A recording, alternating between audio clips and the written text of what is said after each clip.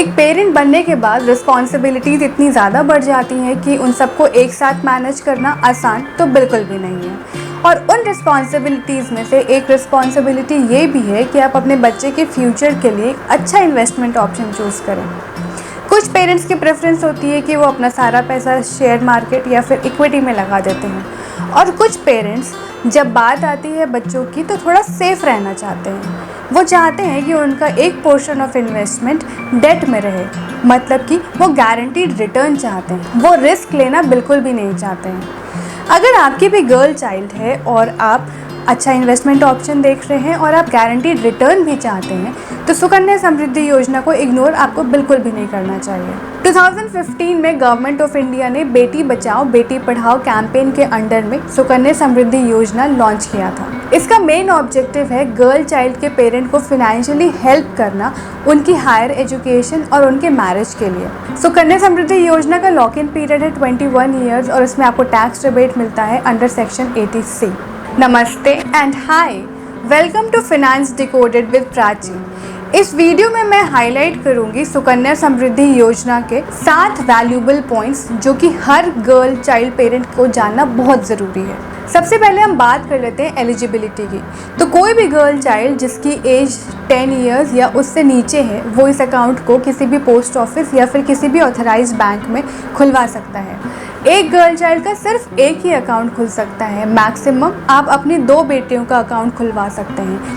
अब यहाँ पर एक एक्सेप्शन है, अगर आपका सेकेंड बेबी ट्विंस हैं या फिर ट्रिपलेट्स हैं और ट्विंस भी गर्ल्स हैं या फिर ट्रिपलेट्स तीनों गर्ल्स हैं, तो आप उन ट्विंस या ट्रिपलेट्स का अकाउंट भी खुलवा सकते हैं। मिनिमम अकाउंट ओपनिंग अमाउंट है 250 रुपीज़ और मैक्सिमम अमाउंट है 1.5 लाख, मतलब 250 से लेके आप 1.5 लाख के बीच में कितना भी अमाउंट जमा कर सकते हैं। आइए बात करते हैं डॉक्यूमेंट्स की। इसमें आपको 4 डॉक्यूमेंट्स प्रोवाइड करने होते हैं। सबसे पहला है सुकन्या समृद्धि योजना फॉर्म, दूसरा है पासपोर्ट साइज फोटोग्राफ, बेबी का बर्थ सर्टिफिकेट और पेरेंट का आईडी एंड एड्रेस प्रूफ। अगला है टाइम पीरियड। सुकन्या समृद्धि योजना में 2 टाइम पीरियड्स की बात करी गई है। पहला तो है डिपॉजिट पीरियड, दूसरा है मैच्योरिटी पीरियड। डिपॉजिट पीरियड है 15 ईयर्स फ्रॉम अकाउंट ओपनिंग। इसको एक एग्जाम्पल से समझ लेते हैं।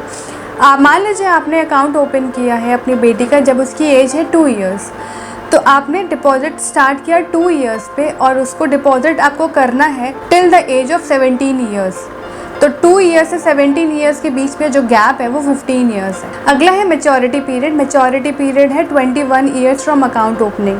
ऊपर वाले एग्जाम्पल में आपने 2 साल पे अकाउंट खोला, 17 साल तक उसमें डिपॉजिट किया।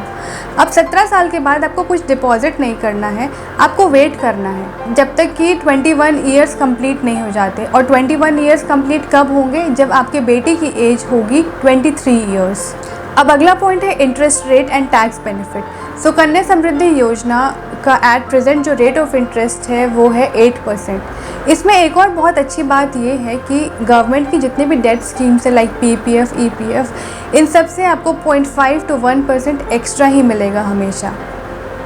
इसमें जो मैच्योरिटी पीरियड है उसके बाद अगर आप पैसा विड्रॉ नहीं करते हैं तो आपको उसमें कोई इंटरेस्ट नहीं मिलेगा। सुकन्या समृद्धि योजना EEE कैटेगरी में आता है, मतलब जो प्रिंसिपल आप लगा रहे हैं, जो प्रिंसिपल आप इन्वेस्ट कर रहे हैं वो टैक्स फ्री है। जो इंटरेस्ट आप अर्न कर रहे हैं that is also tax free, और जो मैच्योरिटी पे पैसा आप निकाल रहे हैं वो भी टैक्स फ्री है। इसमें आपको टैक्स रिबेट मिलता है अंडर सेक्शन 80C। अब अगला हम विड्रॉल के बारे में जल्दी से बात कर लेते हैं। विड्रॉल सिर्फ 2 कंडीशंस में होता है। पहला तो higher education of girl child और दूसरा मैरिज ऑफ गर्ल चाइल्ड। और दोनों की ये कंडीशन है कि गर्ल चाइल्ड की एज एटलीस्ट 18 ईयर्स होनी चाहिए। अब आइए प्रीमेच्योर क्लोजर की थोड़ी सी बात कर लेते हैं। प्रीमेच्योर क्लोजर सिर्फ 4 केसेस में हो सकता है।